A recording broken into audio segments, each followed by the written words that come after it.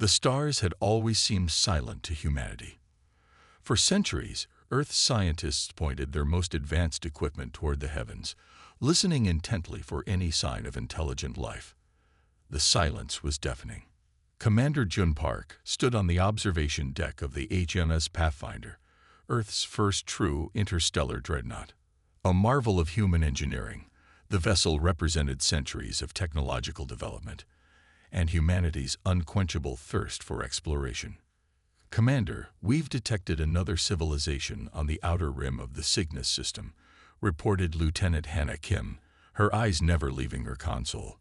"They're actively avoiding our communication attempts." June frowned. This marked the 11th species they'd encountered in their 6-month voyage. Each one had shown advanced technology, yet all maintained strict radio silence and avoided direct contact. "Send the standard greeting package again," he ordered. "Make it clear we come with peaceful intentions." The response was the same as always: silence, followed by retreat. Admiral Ta Sung appeared on the main view screen, his weathered face creased with concern. "Commander Park, we've discovered something disturbing. Our intelligence suggests there's an ancient galactic pact. These civilizations maintain silence out of fear of beings they call the Watchers. Any species that broadcasts its presence too loudly disappears." June's jaw tightened as he gazed at the stars. So humanity has walked into a silent galaxy, unwittingly breaking rules we never agreed to. The Pathfinder continued its journey through the stars, a gleaming beacon of human achievement against the vast darkness. June often found himself here on the observation deck during the night cycle, when most of the crew slept. The quiet helped him think. "Trouble sleeping, Commander?" June turned to see Chief Engineer Minho Kang approaching with 2 steaming cups. "Just thinking," Jun replied, accepting the offered drink. About silence. Minho nodded, joining him at the viewport. "We humans never liked silence much, did we? Always making noise, announcing ourselves." "It's in our nature," Jun said. "We shout into the darkness because we can't stand the thought that we're alone." The ship's sensors had detected 12 more civilizations since their conversation with Admiral Ta. Each time, the pattern repeated: detection, attempted contact, retreat. Some species had technology far beyond Earth's understanding. Others appeared to be in early spacefaring stages. All shared one trait: they moved quietly, carefully, their communication systems designed to minimize their cosmic footprint. Humanity, in contrast, had been broadcasting into space for centuries, sending radio waves, television signals, and deliberate messages to the stars. The Pathfinder itself was equipped with the most powerful communication array ever built, designed to reach across vast distances. "Lieutenant Kim to Commander Park." Hannah's voice came through the ship's comm system, interrupting his thoughts. "Go ahead, Lieutenant." "Sir, we've detected unusual activity at coordinates 227 to 8594. It appears to be a small outpost, but it's using human communication protocols." June exchanged a glance with Minho. "That's not possible. We haven't established any outposts this far from Earth." "The signal is weak, sir, but definitely human in origin." "Change course," June ordered. "I want to see this for myself." The Pathfinder altered its trajectory, engines humming as they approached the coordinates. What they found was not an outpost, but a small research vessel, adrift in space. The ship's design was Earth-made, but unlike any current model. "Life signs?" June asked as they established orbit around the derelict vessel. "One, sir," responded Medical Officer Yun Choi, barely registering. "Prepare a boarding team. I'll lead it myself." Despite the ship's chief security officer Do Yoon Rim's protests, June insisted on being part of the team that entered the mysterious vessel. They found it cold, most systems offline. Emergency lighting cast eerie shadows as they made their way to the bridge. There, slumped in the captain's chair, they found a man barely clinging to life. His uniform was similar to their own, but with subtle differences. The name patch read Captain Sun Woo Lee. Back on the Pathfinder, after Dr. Choi had stabilized the mysterious captain, Jun waited impatiently for answers. When Sun Wu finally awoke, his eyes widened at the sight of Jun's uniform. "What year is it?" were his first words. 2247, Jun replied. "Standard Earth calendar." Sun Wu closed his eyes. "I've been adrift for 3 years then." "Who are you? How did you get out here?" "I'm Captain Sun Wu Lee of the Earth Science Vessel Horizon. We will be, launched in 2255. A chill ran down Jun's spine. "That's impossible. Time doesn't work the same way near Watcher space," Sun Wu explained weakly. "My ship was part of a research fleet investigating a spatial anomaly. We found something. A network, vast and ancient. The Watchers detected us. They came out of nowhere. Destroyed everything." "You're saying you're from the future?" Jun couldn't keep the disbelief from his voice. "A future that may not happen now." Sun Wu said, "I was sent back with a warning. The Watchers aren't just some galactic police force. They're farmers. They cultivate civilizations, keep them isolated, harvest them when they reach the right technological level." The ship's computer chimed, interrupting them. "Commander, we're receiving a transmission," said Communications Officer Sun Young. It's unlike anything I've ever seen." On the main screen, patterns of light shifted and moved, forming complex, incomprehensible sequences. "What is that?" Jun asked. "Watcher communication," Sun Wu whispered, terror in his eyes. "They found us." The Pathfinder sensors began detecting massive energy signatures appearing around them. Ships, dozens of them, materializing from what appeared to be tiers in space itself. They were enormous, dwarfing the Pathfinder. "They're scanning us," reported Science Officer Jiho Han, his voice tight with tension. A new message appeared on the screen, this time in clear human language. "Silent C is PAC. Survey Islands, DETCTED. Prepare for inspection." Jun looked at Sun Wu, whose face had gone pale. "What happens during an inspection?" "They take samples," Sun Wu said quietly. "People. To study. To determine if humanity is ready for harvesting." Jun's mind raced. The Pathfinder was powerful, but not against this many unknown vessels. Fighting wasn't an option. Running seemed impossible. "Lieutenant Kim, power down all non-essential systems," he ordered suddenly. "Make it look like we're complying." As the ship's lights dimmed, Jun leaned close to his weapons officer. "Bring the quantum cannons online silently. Route power through secondary systems to mask the signature." The massive alien ships drew closer, their designs unlike anything in human records, organic yet mechanical, as if grown rather than built. "They'll board us soon," Sun Wu warned. "They always do." Jun nodded, making his decision. The galaxy's been silent long enough. It's time someone made some noise. He turned to his crew, determination in his eyes. "Prepare all weapons. When they attempt to board, we fire. Everything we have." Lieutenant Hannah Kim looked up from her station, fear and resolve mingling in her expression. "Sir, that would be an act of war against a clearly superior force." "They declared war when they decided to treat sentient beings as crops," Jun replied. "Humanity doesn't surrender. We don't go quietly." As the Watcher ships surrounded them, the Pathfinder waited in apparent submission, its weapons primed and ready. Humanity's first and perhaps last defense against an ancient, terrible force that had kept the galaxy silent for millennia. The universe had remained silent for too long. Soon, humanity's Dreadnought would fire the opening shot. The emergency transmission from Research Outpost Theta came without warning. Scientist Sujin Lee's face appeared on the command center's main screen, terror evident in her eyes. "They came without warning. They said we were too loud, that we'd." The transmission cut to static. Within days, 3 more human colonies went dark. The Earth Security Council convened an emergency session, with Joan Park recalled from the Pathfinder to provide his assessment. "We tried diplomacy," said Defense Minister Jin Woo, his voice heavy. "Now our people are dying." Jun nodded grimly. "The Pathfinder battle group is ready, Minister. We can deploy immediately." 3 days later, the Pathfinder arrived at the coordinates of the destroyed outpost. The wreckage still burned, twisted metal floating in the void.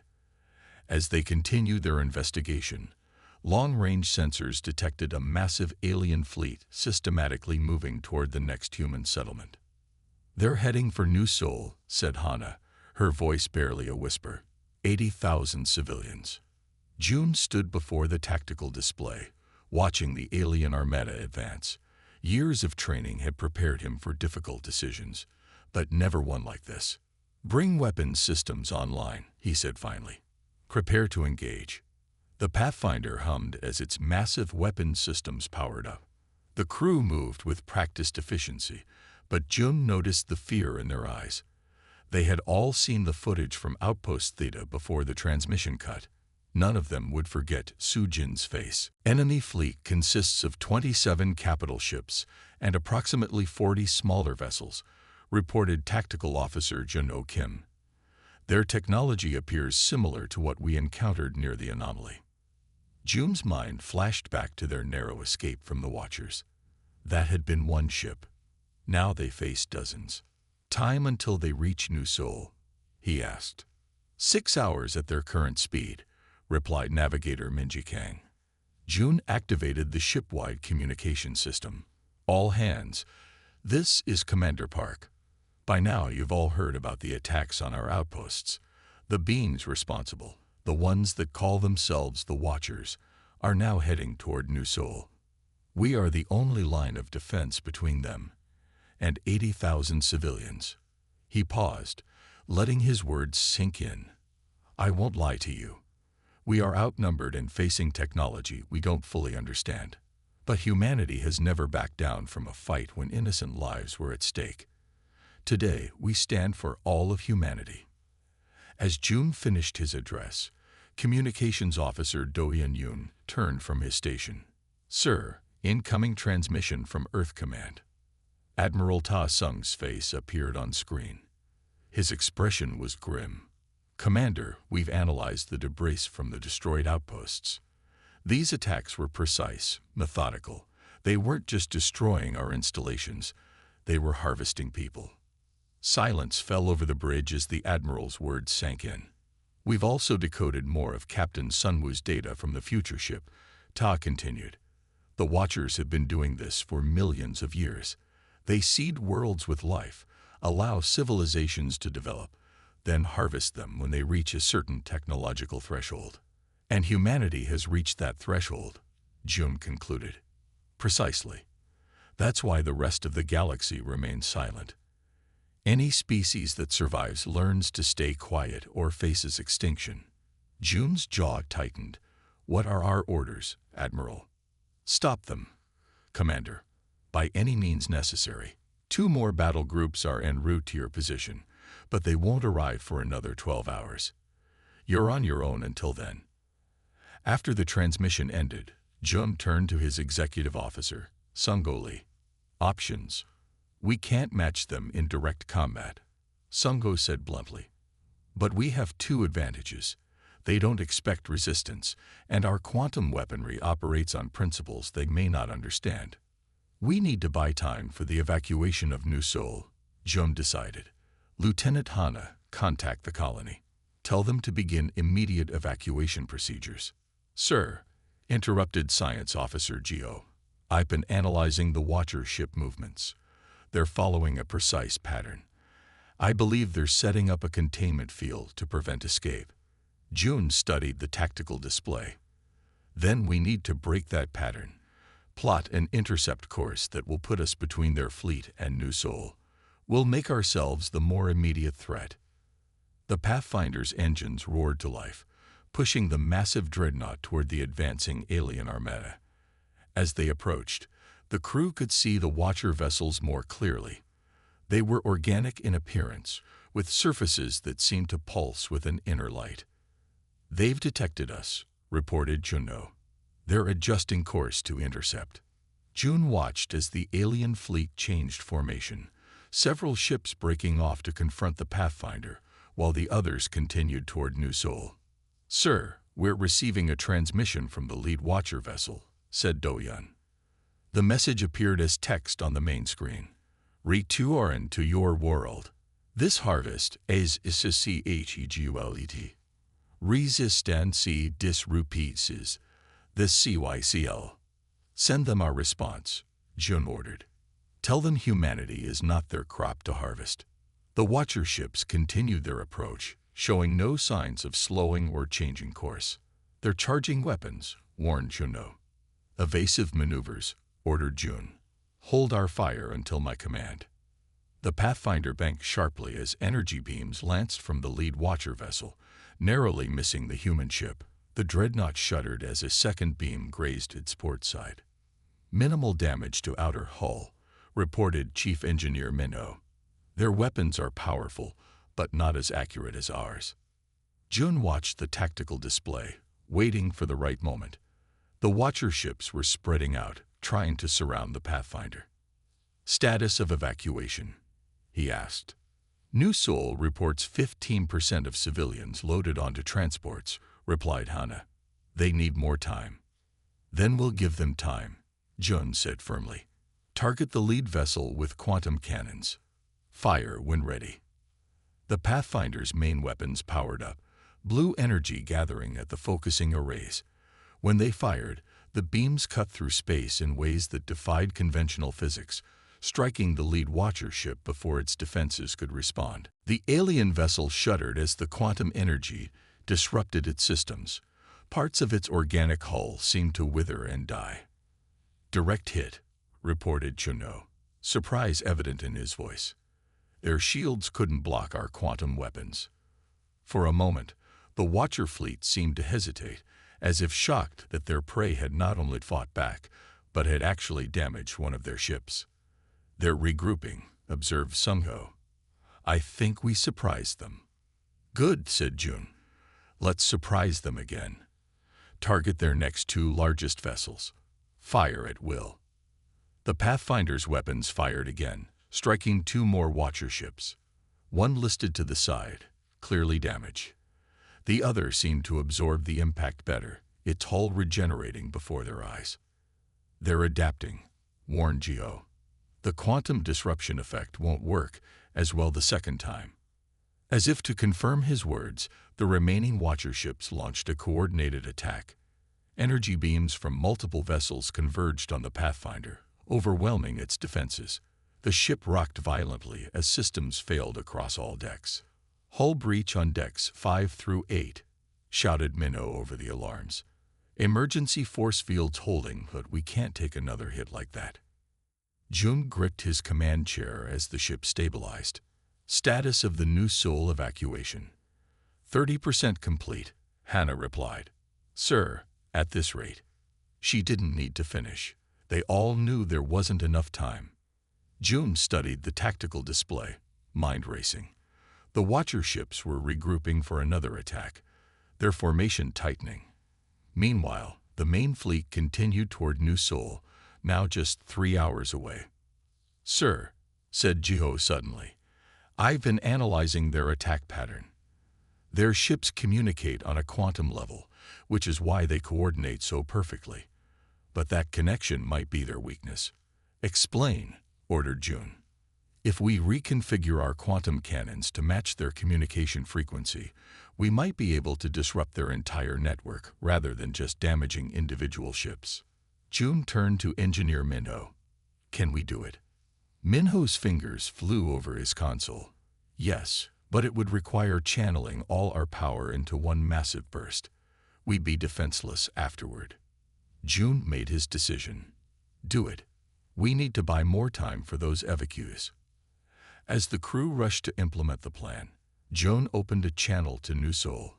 "This is Commander Park of the Pathfinder. You need to accelerate your evacuation. We'll give you as much time as we can, but you must hurry." The colony administrator's face appeared on screen. "We're moving as fast as possible, Commander, but we have thousands of people to transport." "Then focus on the children. Jun said firmly.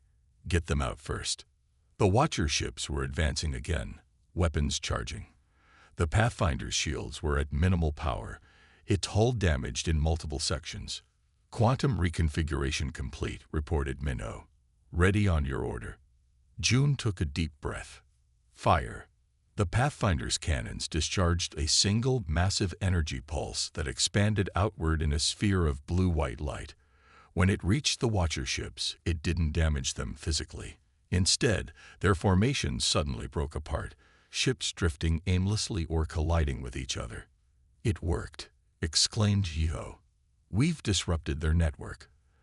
They can't coordinate their attacks. For the first time since the battle began, hope flared on the bridge of the Pathfinder. But Jun knew it wouldn't last. How long until they recovered? He asked. Minutes, perhaps an hour at most, replied Jiho. They'll adapt. Jun nodded grimly. Then we use those minutes wisely. Set course for the main fleet. We need to slow their advance on New Seoul. As the damaged Pathfinder limped toward the larger Watcher fleet, Jun knew they were only delaying the inevitable. But sometimes, delay was victory enough, if it meant saving even one more ship of civilians. Bring weapon systems back online, he ordered. Prepare to engage. The Pathfinder's quantum cannons fired, brilliant beams of energy slicing through space toward the alien armada. For the first time in recorded galactic history, a species had fired back at their oppressors. Direct hit on their command vessel, reported Weapons Officer Min Lee. Their shields weren't configured to stop our quantum-linked weaponry. The alien fleet scattered in disarray, clearly unprepared for resistance. Jun seized the advantage, directing the Pathfinder battle group to protect the colony while continuing their assault. We're intercepting communications across multiple frequencies, said Communications Officer Jae-Hai Song. They're panicking, Commander. No one has ever fought back before. Jun was about to respond when a massive distortion appeared at the edge of the system. A vessel emerged, dwarfing even the Pathfinder. Its design was unlike anything humanity had encountered, ancient, imposing, terrible in its majesty. The Watchers, whispered Hannah. A booming transmission filled the command center. Silence C is PAC. Disruption is D8th. You will be ERA's it. Jun straightened his uniform, facing the view screen. This is Commander Jun Park of Earth. We reject your ultimatum. Humanity will not be silenced. The bridge fell silent as Jun's words hung in the air. The crew looked at their commander with a mixture of fear and pride. No one had ever defied the Watchers and lived to tell about it. The massive Watcher vessel remained motionless, as if considering the humans' response. Then, without warning, it fired. A beam of pure white energy lanced toward the Pathfinder, striking its shields with tremendous force. Shields down to 40%, shouted Engineer Minnow. One more hit like that, and we're finished. Jun gripped the arms of his command chair. Evasive pattern Delta. Keep firing on their support vessels. The Pathfinder banked hard, narrowly avoiding a second beam. Its own weapons continued to strike the smaller Watcher ships, causing visible damage to their organic-looking hulls. Sir, called Science Officer Jiho, I'm detecting a pattern in their energy signatures. The main vessel is connected to the smaller one somehow. They're drawing power from it. Jun looked at the tactical display, his mind racing. If we cut that connection, we might be able to weaken the entire fleet at once, finished Jiho. Do it, ordered Jun. Reconfigure the quantum cannons to target that energy signature. As the crew worked frantically to implement the plan, the Watcher vessels regrouped. They formed a protective circle around their massive flagship, their movements perfectly coordinated. They're preparing another attack, warned Tactical Officer Chono. Multiple energy signatures charging. How much longer? Jun asked, his eyes fixed on the enemy formation. Reconfiguration complete in 30 seconds, replied Min. It would be too late. The Watcher ships were already firing, dozens of energy beams converging on the Pathfinder's position. All power to shields. Jun shouted. "Brace for impact." The combined assault struck the Pathfinder with devastating force. The ship shuddered violently, systems failing across all decks. Emergency lights flickered on as main power fluctuated. "Hull breach on Deck 12, reported Minnow. "We've lost the starboard weapons array." Jun wiped blood from a cut on his forehead. Around him, crew members picked themselves up from the floor, returning to their stations despite their injuries. "Cannon reconfiguration complete," announced Min, her voice steady despite the chaos. "Target the main energy conduit between the flagship and its support vessels," ordered Jun. "Fire when ready." The Pathfinder's remaining quantum cannons discharge, but instead of striking the Watcher vessels directly, the energy beams converged at a point in space between them. For a moment, nothing happened. Then, like a string being cut, the invisible connection between the ships faltered. The effect was immediate. The smaller Watcher vessels drifted out of formation, their movements suddenly erratic. The massive flagship pulsed with angry red light, as if in pain. "It worked," exclaimed Geo. "We've disrupted their network." Jun didn't waste the opportunity. "All weapons, fire at will. Target their flagship's propulsion systems." The Pathfinder unleashed everything it had left, quantum beams striking the now vulnerable flagship. Parts of its strange hull began to crack and split, leaking a luminous fluid into space. "Sir, we're receiving transmissions," said Jai, her eyes wide with surprise. "Not from the Watchers, from other ships. They're coming from hiding places throughout the system." On the main view screen, small vessels appeared from behind moons and asteroids where they had been concealed. They were of various designs, clearly belonging to different species. "They're asking if it's true," continued Jihai. "If someone is finally fighting the Watchers." The damaged Watcher flagship was retreating now, its support vessels struggling to maintain formation around it. They were still dangerous, but for the first time, they seemed vulnerable. Jun opened a channel to the hidden ships. "This is Commander Jun Park of the Earth vessel Pathfinder. Yes, we are fighting. And we could use your help." For several tense moments, there was no response. Then, one by one, the alien vessels began to move toward the Watcher fleet. They were small, clearly not designed for combat, but there were dozens of them. "They're attacking the Watcher ships," reported Shuno in disbelief. It wasn't much of an attack. The alien vessels had minimal weapons, but their sudden appearance seemed to confuse the Watchers further. Their perfect coordination had been shattered by the Pathfinder's strike, and now they faced enemies from multiple directions. "Sir, the main Watcher vessel is transmitting again," said Jai. This time, the message was different. "This violation will be reported.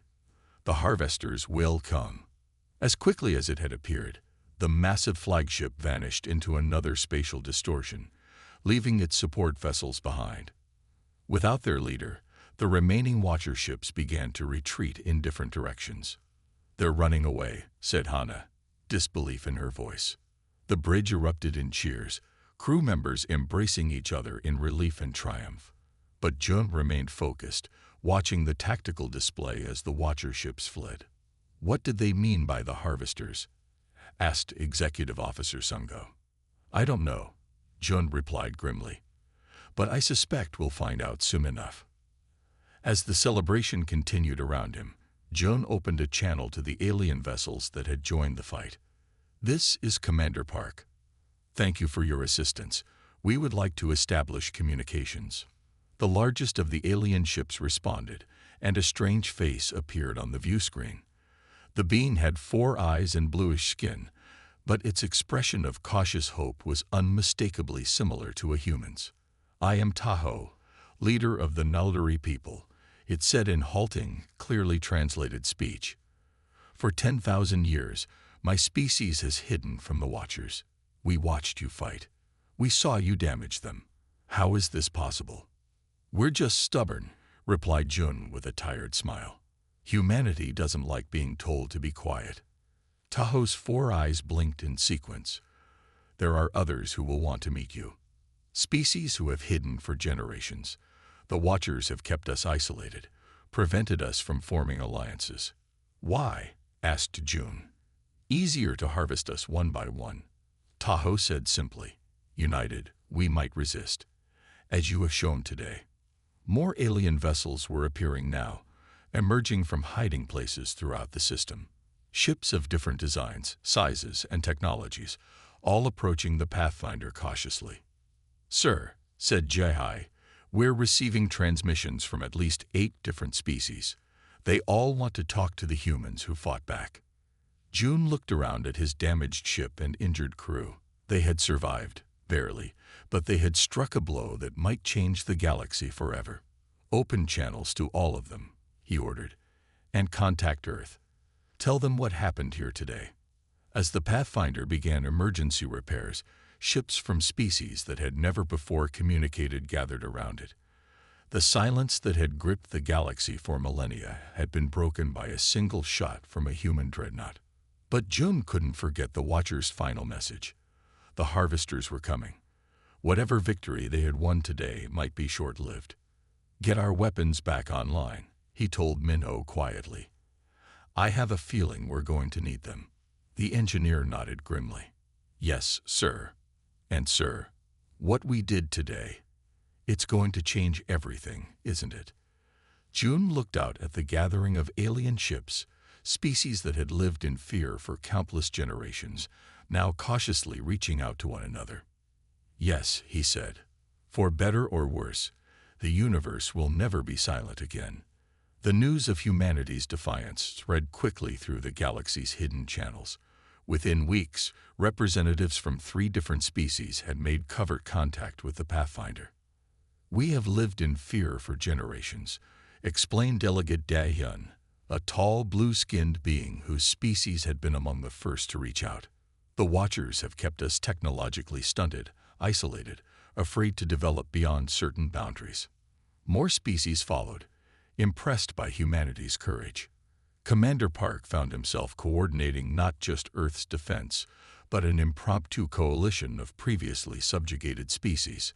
The Watchers maintained control through fear and isolation, explained Science Officer Yuna Choi after analyzing data shared by their new allies. Their technology is advanced but not unbeatable.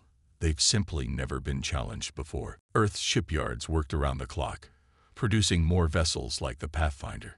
Training programs were established for allied species to learn human combat techniques. We'll need to strike at their central command structure, June told the assembled representatives of 7 different species. On the tactical display, he highlighted a distant star system. According to our intelligence, this is where they coordinate their operations.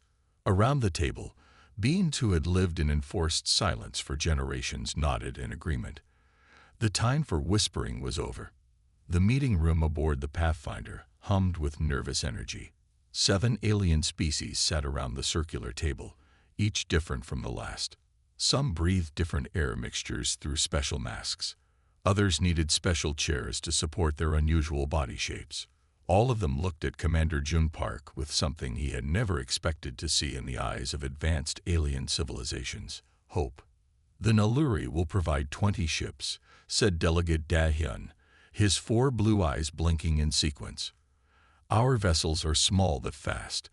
They can carry your quantum disruptors into battle. Next to him, a reptilian being named Seo tapped a scaled finger on the table. The Vordaks have mining vessels with strong hulls. We can convert them to shields for your attack force. One by one, the representatives pledged their support. None of their species had warships. The Watchers had made sure of that. But they had other resources: scout ships, medical technology, star maps of regions unknown to humans. As they spoke, June studied the tactical display showing their target: a massive structure orbiting a dying star. According to their intelligence, this was the central hub of the Watchers network, where they coordinated their harvesting operations across thousands of star systems. We still don't have enough firepower, he said when everyone had finished. Even with all our combined forces, a direct assault would fail. Perhaps we do not need to destroy it, suggested Kuwu. a gaseous being whose body swirled inside a containment suit. My people, the Miri, have studied Watcher technology for centuries in secret. Their network depends on specific harmonic frequencies. If disrupted properly, June leaned forward. You're suggesting we could turn their own system against them? Precisely. Kiwu's voice came through a translator. But we would need to get very close to their central hub. The room fell silent as everyone considered what that meant. Getting close to the Watcher Command Center would be a suicide mission. I'll take the Pathfinder, Jun said firmly. We're the only ship with proven combat experience against their vessels. Commander, protested his executive officer Sungo. Earth needs you. The Alliance needs you. What the Alliance needs is victory, Jun replied. And this is our best chance. After the meeting ended, Jun returned to his quarters. The Pathfinder had become something of a second home to many species in recent weeks. Engineers from 3 different worlds worked alongside humans in the engine room.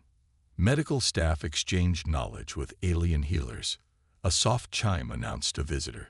Hannah Kim entered, carrying data tablets. The new battle plans? Jun asked.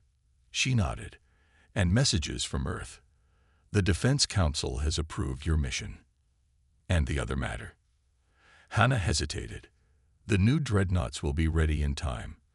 The Prometheus, the Hercules, and the Titan, each carrying the improved quantum weapons. Good, Jun said. We'll need them if this plan fails. Hannah placed the tablets on his desk and stayed standing.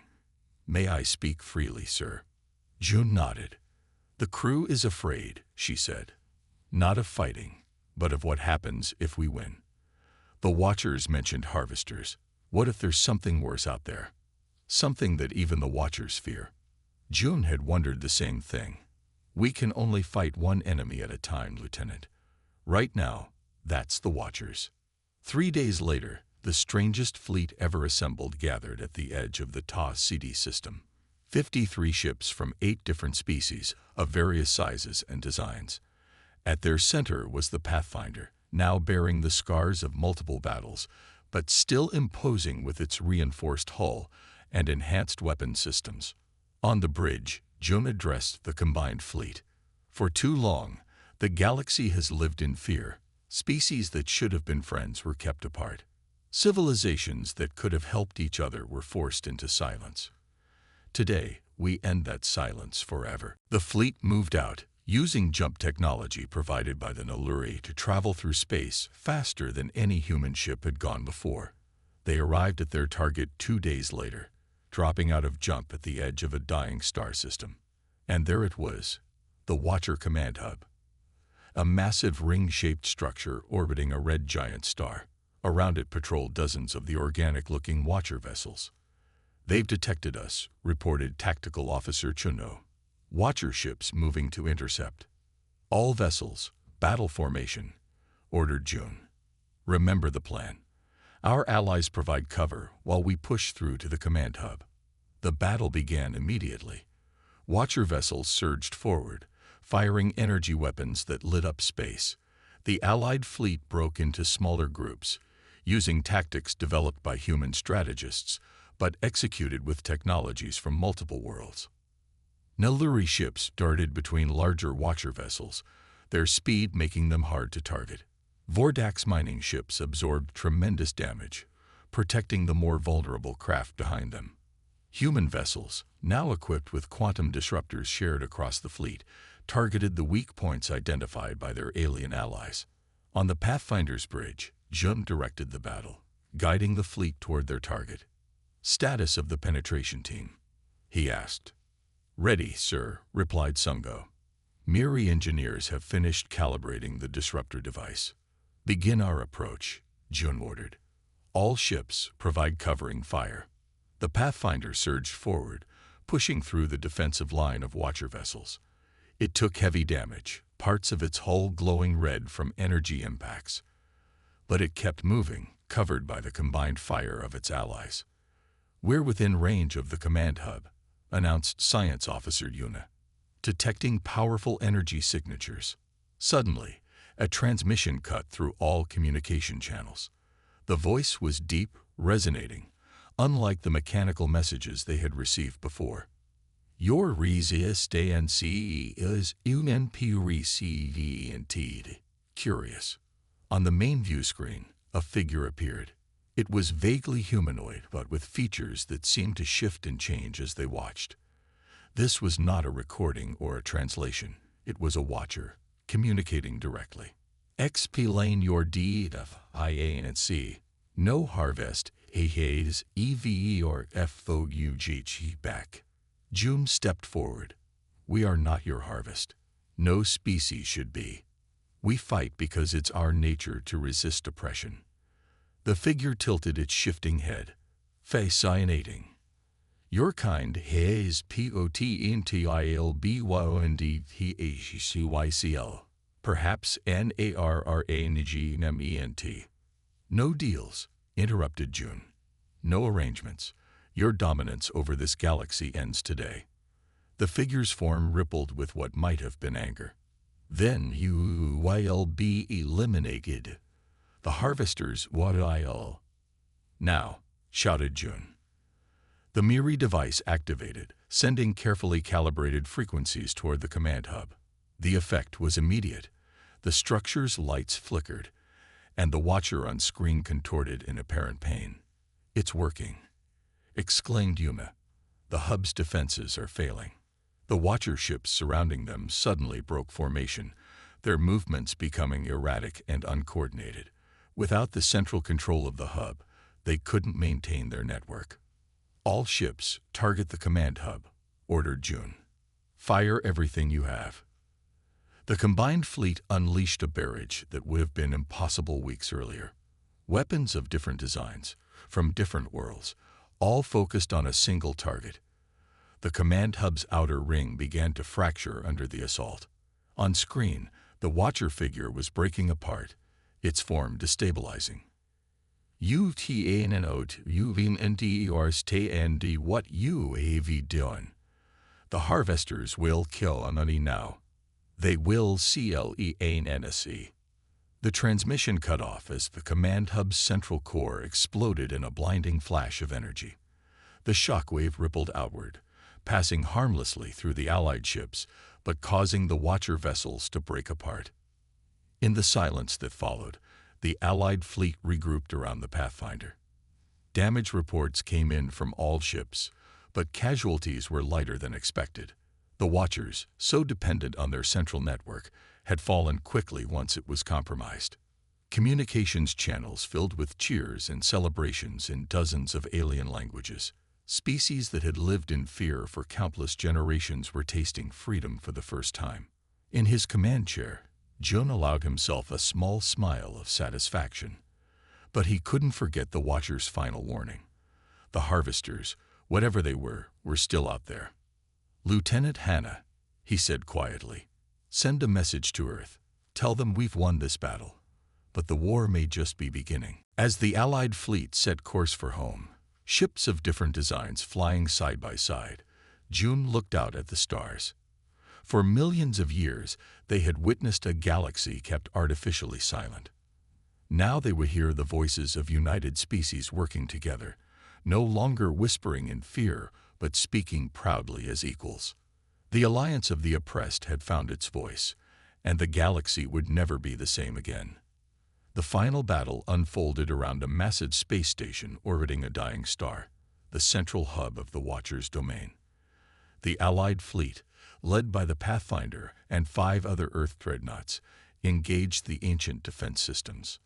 Their technology relies on predictability, Jum told his crew and allies. Humanity's greatest strength has always been adaptation. Use unpredictable attack patterns. The battle raged for 3 days. Ships were lost on both sides, sacrifices made by those who had only recently found their voice. The Watcher's defenses were formidable, designed to control through overwhelming force. When the Pathfinder's engines failed, leaving them vulnerable before the Watcher flagship, all seemed lost. But humanity's allies, emboldened by Earth's example, coordinated a massive assault that created the opening Jun needed. Divert all remaining power to weapons, ordered June. Target their central control nexus. The quantum cannons fired one last time, their energy beams striking true. The Watcher flagship shuddered, then began to break apart from within. As the ancient oppressors fell, a new sound filled the comm channels.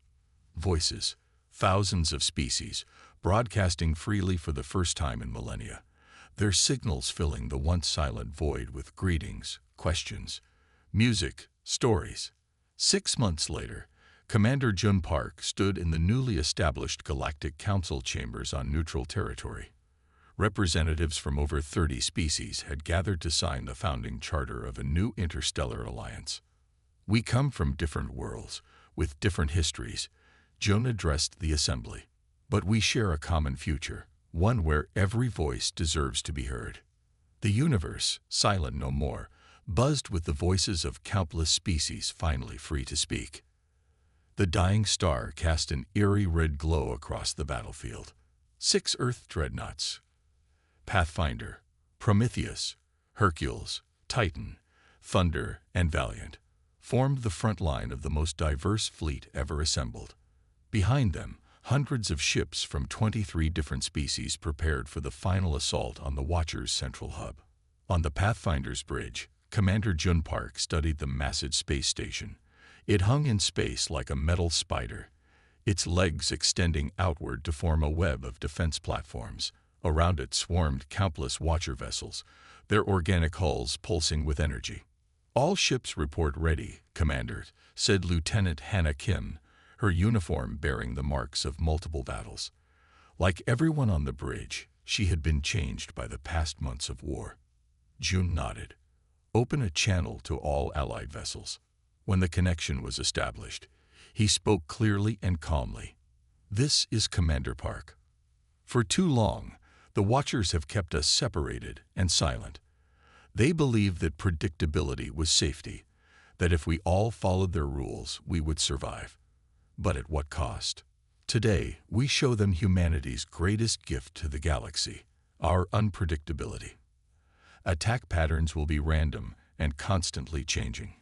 Trust your training, trust your allies, and most importantly, trust your instincts. Today, we fight not just for our survival, but for our right to speak." Pathfinder out. The Allied fleet surged forward, immediately breaking into smaller groups that moved in seemingly chaotic patterns. The Watcher vessels, used to fighting enemies who followed logical battle formations, struggled to respond.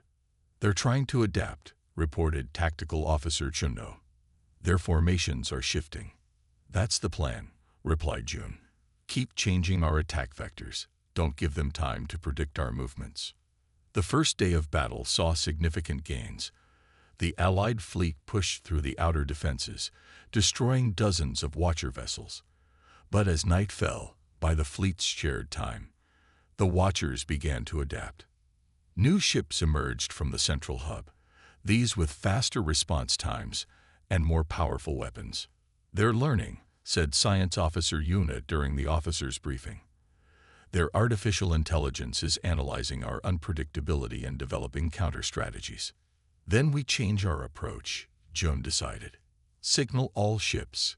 Day 2 will focus on coordinated strikes, completely opposite of today's tactics." The second day of battle began with the Allied fleet suddenly forming tight, disciplined formations. This shift confused the Watcher defenses, which had spent the night adapting to chaos. By midday, the Alliance had destroyed 3 of the central hub's defense platforms. But the victory came at a cost. The Titan was lost with all hands when 3 Watcher vessels targeted it simultaneously. The Vordax cruiser Stone Mountain sacrificed itself to save a group of Noluri scout ships. The Miri transport carrying wounded from multiple species was struck by a Watcher beam that bypassed its shields entirely. As the third day dawned, the Allied fleet had suffered heavy losses.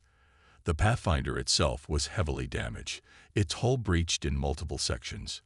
"Engines failing," reported Chief Engineer Minho, his voice crackling through damaged communication systems. "We can maintain life support and weapons, but mobility is compromised." June looked around the bridge.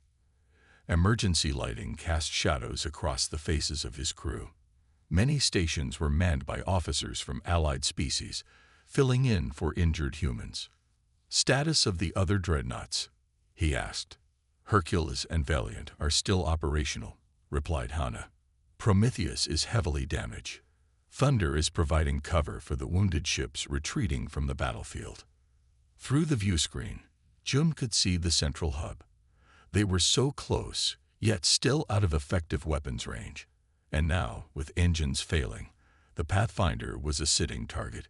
As if sensing their vulnerability, a massive watcher vessel broke from the defensive formation around the hub. It was easily twice the size of the Pathfinder, its organic hull rippling with energy as it approached. "The flagship," whispered Yuna. "The central control node for the entire watcher network." "And we can't move," said Sungo grimly. June watched the approaching vessel, his mind racing through options. Then his communication console chimed. "Commander Park." It was Da-hyun of the Nullary. "We see your situation. The Allied fleet will create an opening." Before June could respond, the remaining ships of the Alliance began a coordinated assault on the Watcher flagship. Nullary scout ships darted around it, drawing its fire. Vordax mining vessels turned weaponry launched concentrated barrages.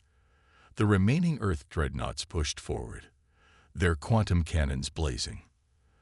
"They're creating a corridor," realized Shuno, "a direct line between us and the flagship's control nexus." For a moment, Jum saw it, a clear path through the chaos, a direct shot at the heart of the Watcher network. It wouldn't last long. "Divert all remaining power to weapons," he ordered. "Target their central control nexus." "Sir, that includes life support and shields," warned Minho over the comm. "Do it," Jum confirmed. "This is our only chance." Throughout the Pathfinder, systems shut down as power was rerouted to the quantum cannons. The bridge grew cold as life support dimmed to minimum levels. Outside, the Allied fleet was taking devastating losses to maintain the corridor to the Watcher flagship. "Weapons charged to maximum," reported Min. "Ready to fire."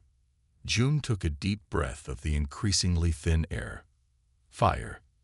The Pathfinder's quantum cannons discharged in perfect unison, their beams combining into a single lance of pure energy. It cut through space, passing directly between the Allied ships still fighting to keep the path clear. The beam struck the Watcher flagship precisely at its control nexus.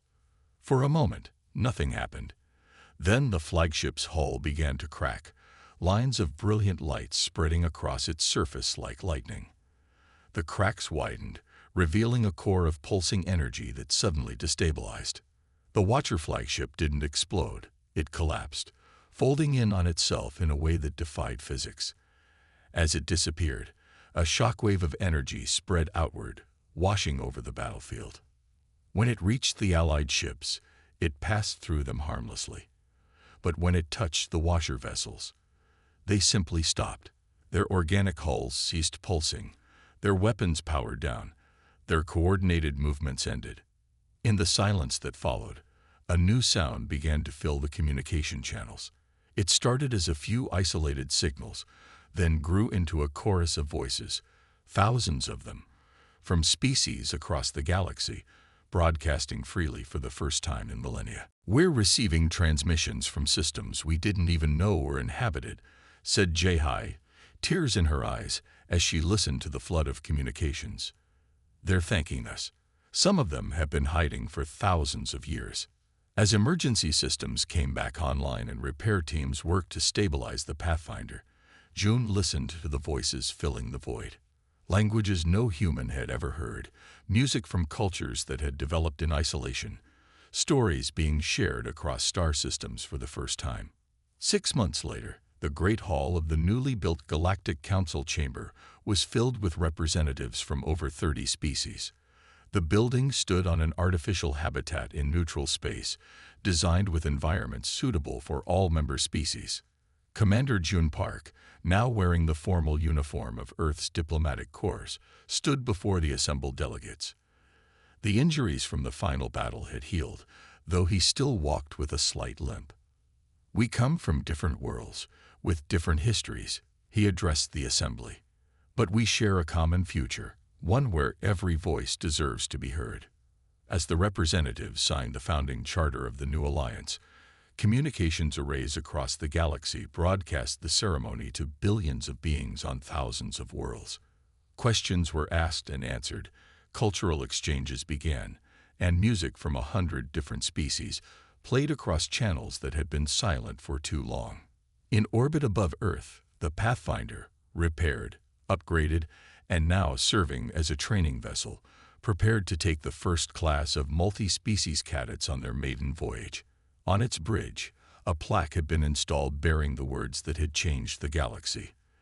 The universe remained silent until humanity's Dreadnought fired the opening shot. The universe, silent no more, buzzed with the voices of countless species finally free to speak. The end.